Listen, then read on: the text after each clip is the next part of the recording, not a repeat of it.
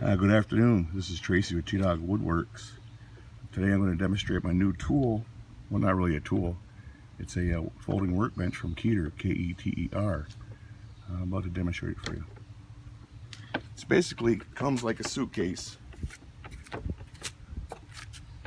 Very lightweight.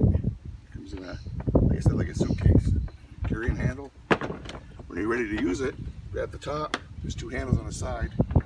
Push them in. The legs will fall. Once you have the legs open, put the sides out for more support. Grab the centerpiece, slide it in.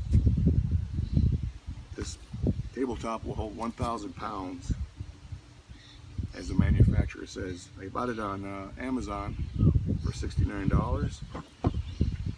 The next video you'll see is me folding it back up, how easy it is and convenient. Super easy to carry around, throw it in the back of your truck.